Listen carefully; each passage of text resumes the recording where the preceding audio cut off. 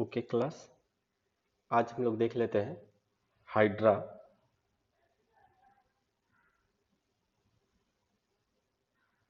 Hydra, हमें पता है कि हाइड्रा जो होता है वो फ्रेश वाटर एनिमल है। ठीक है, थोड़ा सा इंट्रोडक्टरी पोर्शन इसका देखते हैं क्या क्या है इसके इंट्रोडक्शन में। हम बोल दें found in clean and cool water. ध्यान में रखना कि ये एनिमल है fresh water with size of 5 to 30 mm, carnivorous, radially symmetrical, mostly colourless. अब ये चीज़ ध्यान में रखना कि ये एनिमल जो है वो कलरलेस होता है, लेकिन इसके न्यूट्रिटिव सेल्स में कभी कभी सिम्बियोटिक रिलेशनशिप में जूजेंथेली और जू क्लोरेला जो होता है वो ग्रीन अलगा है, तो अगर वो प्रेजेंट है तो ये ग्रीन कलर इम्पार्ट करने लगता है। और अगर जूजेंथेली एक प्रोटोजोआ होता है वो ब्राउनिश कलर का है, तो इसलिए ये ब्राउन कलर में दिखने लगता है। ठीक है, तो हम बोल दें mostly colourless but sometimes appears green और brown due to presence of zoochlorella, ये ग्रीन कलर का है, एंड या और जूजेंथेली, ये प्रोटोजोआ है ब्राउन कलर का। ठीक है, एक चीज और देखना है कि एनिमल क्या करता है,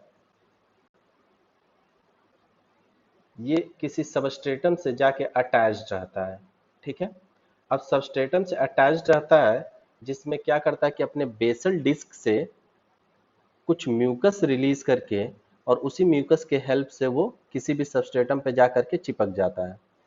लेकिन ये ध्यान में रखना है कि ये जो इसका अटैचमेंट है वो परमानेंट अटैचमेंट नहीं होता है। ये एनिमल जब न्यूट्रिशन खोजना होता है, इसे न्यूट्रिशन के सर्च में ये अपना जो सबस्ट्रेटम से जो एंकरेज है उस एंकरेज को रिमूव करके और फिर ये घूमना शुरू कर देता है फूड के सर्च में। ठीक है, तो हम ये कह सकते हैं they are attached to a substratum by secreting mucus from glandulomuscular cells of epidermis of basal disc. It is not permanent. Animal changes position in search of food. ठीक है, तो ये जो इसका अटैचमेंट था वो परमानेंट नहीं होता है, ये अपना पोजीशन चेंज कर सकता है फूड के सर्च के लिए। ठीक है, अब देखते हैं इस एनिमल का स्ट्रक्चर देख लें।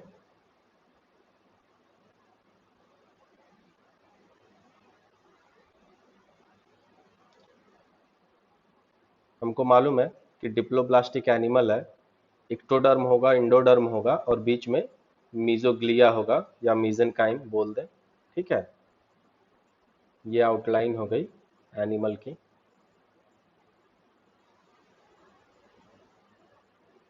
ये इसका मीजोग्लिया है। ठीक है, ये बर्ड्स निकली हुई हैं, बर्ड्स के लिए आउटग्रोथ हमने बना दिया मीजोग्लिया का। ठीक है, यहाँ मानते हैं यंग बर्ड है कोई, यंगर बर्ड, उसके लिए मीजोग्लिया। ये हो गया एनिमल का मीजोग्लिया। अब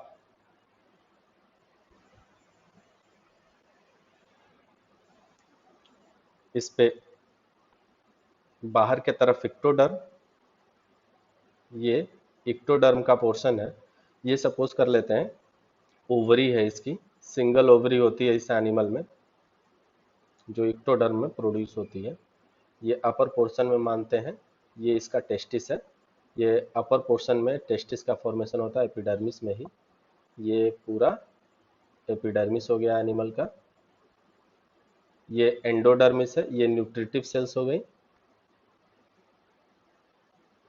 न्यूट्रिटिव सेल्स।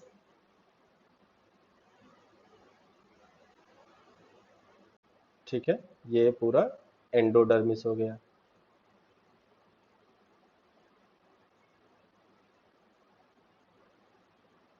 ध्यान में रखना, जो न्यूट्रिटिव सेल्स हैं सिर्फ एंडोडर्मिस में पाई जाती हैं, एपिडर्मिस में नहीं होती हैं। और ये वही न्यूट्रिटिव सेल्स हैं जो इंट्रासेलुलर डाइजेशन भी करती हैं। एक डाइजेशन तो इसके सेलेंट्रोन में भी होता है, और न्यूट्रिटिव सेल्स भी फैगोसाइटोज करके जो फूड पार्टिकल है उसका इंट्रासेलुलर डाइजेशन करता रहता है। ठीक है, ये हो गया एपिडर्मिस, कंप्लीट एपिडर्मिस हो गया एनिमल का।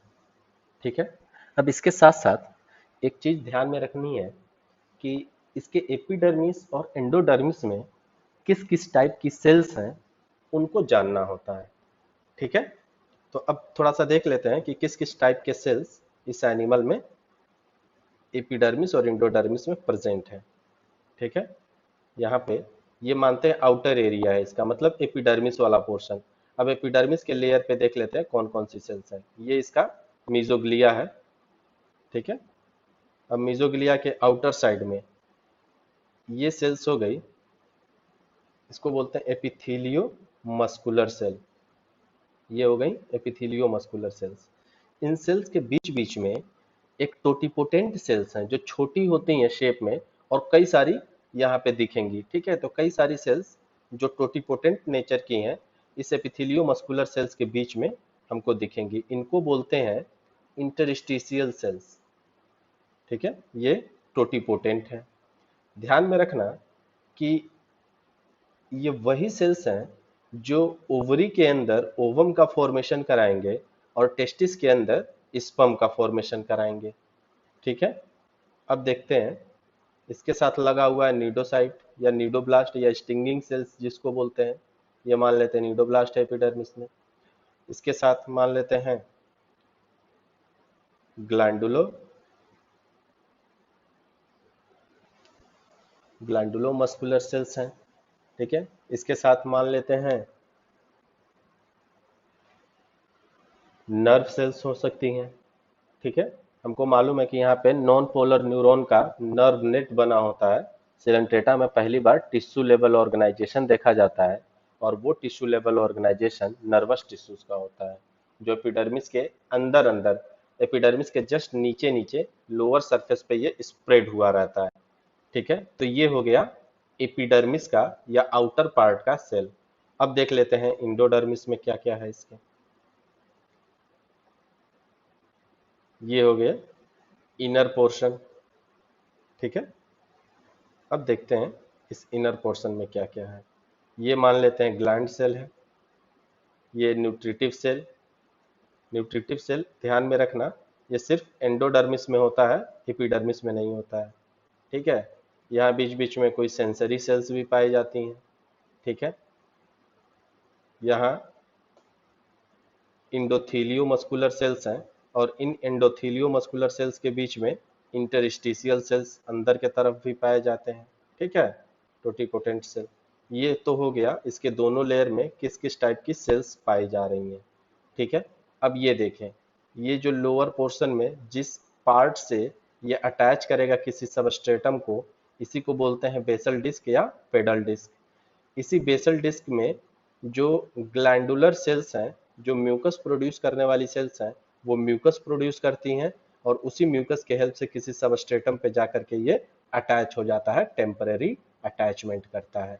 ये मान लेते हैं ओवरी हो गई, और ओवरी के अंदर के ये जो सेल्स हैं, ओवम है, उनको प्रोड्यूस किया है इंटरस्टिशियल सेल ने। ठीक है, तो ये ध्यान में रखना कि जो सिलेंट्रेट होते हैं हाइड्रा या बाकी जो भी सिलेंट्रेट है उनमें इंटरस्टिशियल सेल्स क्या है, टोटिपोटेंट सेल्स हैं। ठीक है, ये ओवरी हो गया। यहाँ पे ध्यान में रखना होता है कि इन एनिमल्स में ओवरी सिंगल होती है। ठीक है, इस पोर्शन को मान लेते हैं एपिडर्मिस, इस पोर्शन को मान लेते हैं एंडोडर्मिस। एंडोडर्मिस, और इन दोनों के बीच में जो प्रेजेंट है वो मीजेनकाइम या मीजोग्लिया है। ठीक है, ये मीजोग्लिया हो गया। ये मान लेते हैं टेस्टिस है। ठीक है, अब ध्यान में रखना कि इस एनिमल में ओवरी सिंगल होती है और लोअर हाफ में पाई जाती है, और टेस्टिस एक से ज्यादा हो सकते हैं, बहुत ज्यादा नहीं होते हैं, फ्यू टेस्टिस हो सकते हैं जो अपर हाफ में पाए जाते हैं। ठीक है, तो ये टेस्टिस का कंडीशन हो गया। अब देखते हैं इस एनिमल के टेंटिकल्स में और हाइपोस्टोम माउथ वाले रीजन में जो नीडोब्लास्ट सेल्स होती हैं वो ग्रुप में पाई जाती हैं, बहुत सारी एक साथ रहती हैं। ठीक है, तो वहां पे हम उसको बैटरी बोलते हैं, नीडोब्लास्ट बैटरी। अब ध्यान में ये रखना होगा कि इसके ऑफेंस और डिफेंस का ऑर्गन जो है वो टेंटिकल है और माउथ वाला रीजन है, इसीलिए नीडोब्लास्ट का कंसंट्रेशन यहाँ पे ज्यादा जरूरी है। ठीक है, बाकी सारे एपिथेलियल सेल्स में, ठीक है, या बाकी सारे एपिडर्मिस में ये क्या होगा, सिंगली पाया जाता है, और जहाँ पे सिंगली प्रेजेंट रहेगा वहां पे सिर्फ न्यूडोब्लास्ट इसको बोल सकते हैं। जहाँ पे ग्रुप में है वहां पे बैटरी बोल दिए।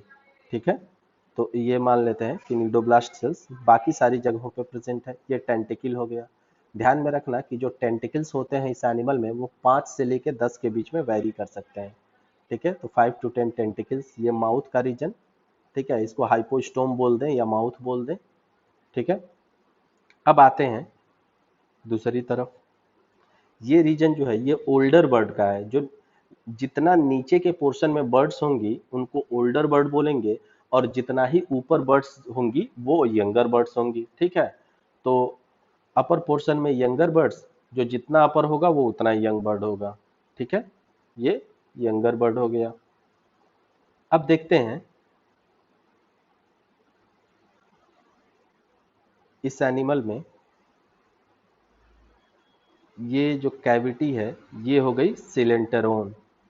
ठीक है, सिलेंटरोन। ये चीज ध्यान में रखना कि हमें पता है कि डिप्लोब्लास्टिक एनिमल है तो सिंगल बॉडी कैविटी होगी। यहाँ पे सिलेंटरोन इसका सिंगल बॉडी कैविटी है। एक चीज और ध्यान में रखो कि यहाँ पे जो ऑर्गेनाइजेशन होता है इस एनिमल का, या पूरे के पूरे सिलेंट्रेटा के जो ऑर्गेनाइजेशन है वो है blind sac body plan. Blind sac body plan में आपने देखा था कि सिंगल ओपनिंग होती है। यहाँ पे जो हाइपोस्टोम है या माउथ है वो सिंगल ओपनिंग है, चाहे वो एनस का काम करे चाहे वो माउथ का काम करे, दोनों काम एक ही ओपनिंग करती है। ठीक है, तो सिंगल ओपनिंग हो गई, और सिंगल बॉडी कैविटी जो एक तरफ से ही बस ओपन है दूसरी तरफ से क्लोज है। तो यहाँ पे हमको दिख रहा है कि सिर्फ एक ओपनिंग है और एक ही बॉडी कैविटी है। ठीक है, तो इससे आपको पता चल गया कि ये ब्लाइंड सैक बॉडी प्लान में आएगा एनिमल। ठीक है, ये हो गया हाइड्रा। बाकी की चीजें हम लोग नेक्स्ट लेक्चर में देखेंगे। ओके,